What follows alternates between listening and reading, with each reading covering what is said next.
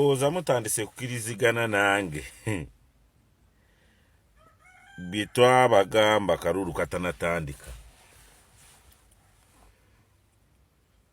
Banadini, bamasheke, bapasta, babishopu, stakeholders babanji abayina edobozi. Niye mulaba ngo namwe bibalemye. Kubanga pasta okuyimira ku katuuti nobeera ne side reverend bishop nomala kusabira omukulembeze w'eggwanga nomugamba presidenti kamotoka kange kakaddiye naye jjukira tugenda mu kalulu ka 2026 neetaaga motoka mpya. Kati bishop wali otegeeza ki? Gwe Saabakunzi, gwe akulira ebikwekweto mu naale omulyoka osabe motoka.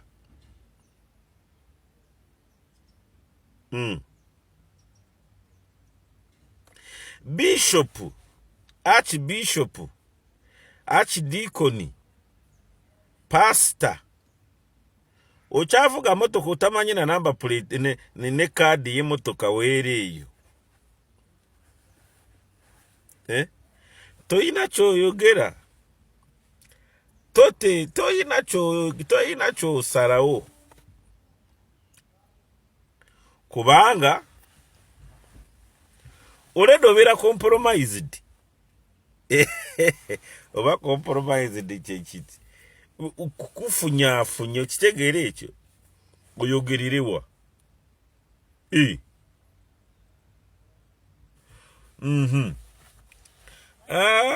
Pastor wange omulungi Bujingo Kayanja, kubanga nalabye Kayanja, Pastor Kayanja Bujingo yasozera mwebale kulonda President Yoweri Kaguta Museveni. Yes, webale kukyogera kubanga president wange gwe njagala nnyo wa NRM nange wa NRM. Yes, naye gwe ng'omusumba olina kubeera nyuto.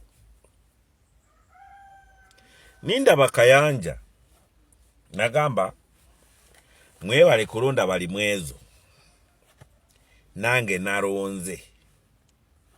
Ne muba osumba mu kyaki omwo tosumba bali mwezo bokka, n'abalukwago mwebali. Ekitegeeza wandibadde nyuto kiki bonna mwebale kulonda. Abalonze Lukwago mwebale kumulonda, abalonze bali mwezo mwebale kumulonda. Naye mwayawuddeyawuddemu abantu nnyo.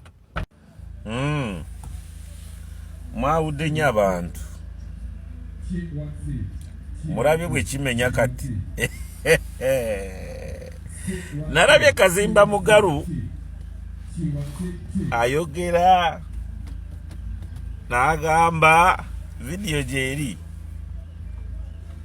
manya tudingane abawangudde musembeze be mwawangudde mbatuze ku meeza.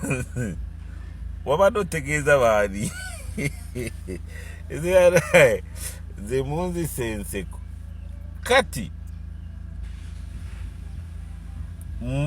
mwava kumulamwa dda. Era nganze nsaba busabe Katonda atuwe omukulembeze akeera era nayo eri president Yoweri Kaguta Museveni akyagala omuntu anadda mu bigere bye ayiwe buli kimu ne bweba General Yoweri Kaguta Museveni asabirira nnyo addira mu bigere bye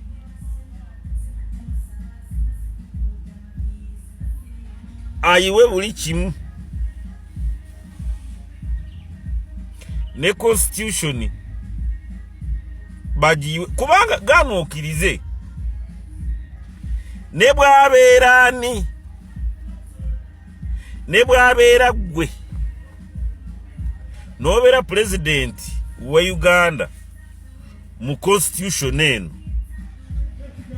naawe obikola kubanga constitution eno ewa Yoweri Kaguta Museveni buli kimu president Yoweri Kaguta Museveni tiwali kyakola wabweru w'amateeka. Yes, ye fountain of honor yanoonya buli muntu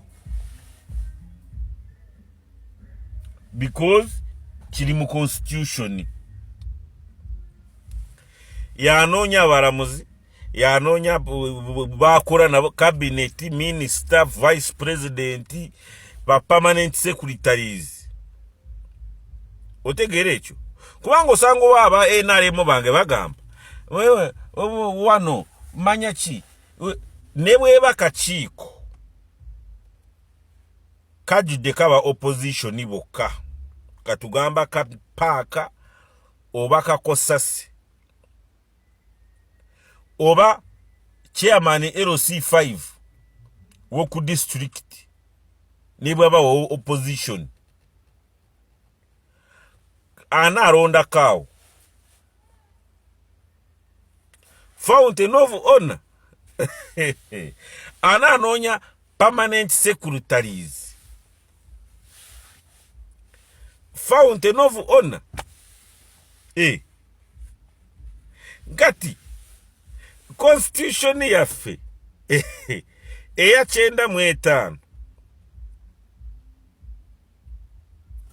nga bweri ne bwabeera nze ninkera nimbera president tiwali kisobola kukyuka nange nkola nange ndeeta bange noonya banzikiririzaamu gwenkubira essimu nakola byenjagala kubanga fountain of honor yayina obuyinza mu constitution kunoonya gwayagala kukola naye simwe mukaji wako obuyinza bumuwa ku appointinga CDF, obuyinza bumuwa constitution muragira ku appointinga omukuru wa police akulira police nga akulira ebyensimbi mu Uganda anoonya mukiikirira ye Kaseje kati gonoonya takukiririzaamu mbuuza mmwe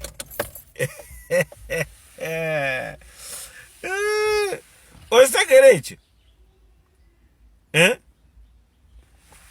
bwe tuva ku ekyo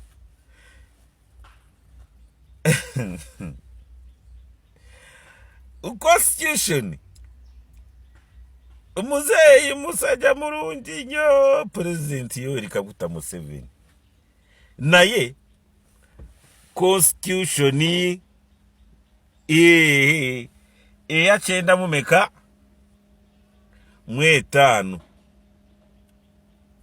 abagikola olwa leero ebiseera ebyo baali balabibwa ng'abagezi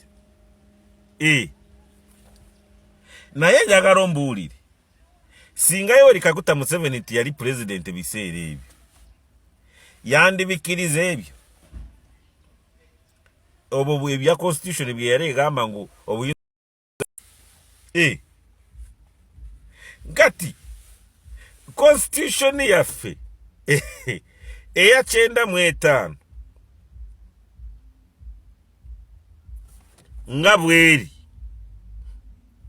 ne bwabeera nze ninkera nimbera president tiwali kisobola kukyuka nange nkola nange ndeeta bange noonya banzikiririzaamu gwenkubira essimu nakola byenjagala kubanga fountain of honor yayina obuyinza mu constitution kunoonya gwayagala kukola naye simwe mukaji wako obuyinza bumuwa ku appointinga CDF obuyinza bumuwa constitution muragira ku appointinga omukuru wa police akulira police nga akulira ebyensimbi mu Uganda anoonya mukiikirira ye Kaseji kati gonoonya takukiririzaamu mbuuza mmwe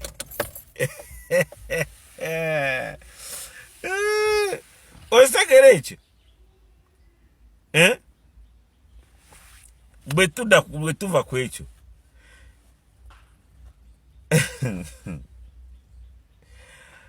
constitution muzeeyi musajja mulungi nnyo president Yoweri Kaguta Museveni naye constitution